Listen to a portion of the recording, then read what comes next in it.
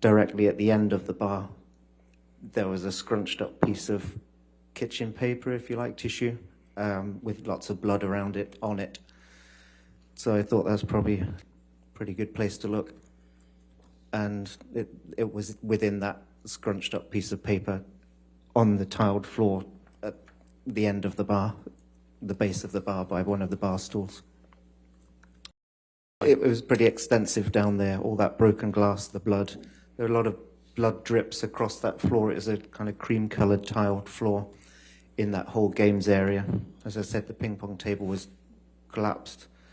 Blood drips across the floor and around the bar. And the damage on the walls, as I said, the plaster work at the end of the bar, behind the bar, and the chunk out of the marble top.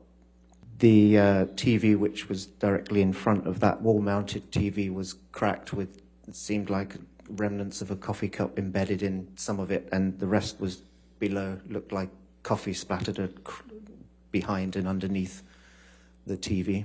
Going into the master bathroom, there was a his and hers sink and a mirror, a large mirror above each of the sinks that had writing on each of them. Again, one of the bedrooms, or both of the bedrooms, I think, had blood on the duvet covers, and another lamp was broken. In way of conversation, wasn't a great deal, to be honest. I did sort of say, finally, so what happened? You know, obviously referring to the house.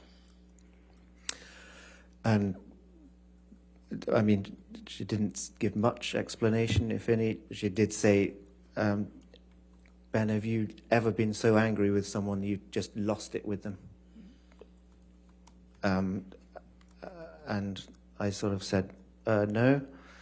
Actually, I'm pretty calm, you know, even-tempered guy. But she did repeat it. She looked pretty incredulous that I hadn't, and she repeated it. You mean you've never lost it with somebody, got so angry with someone you just lost it with them?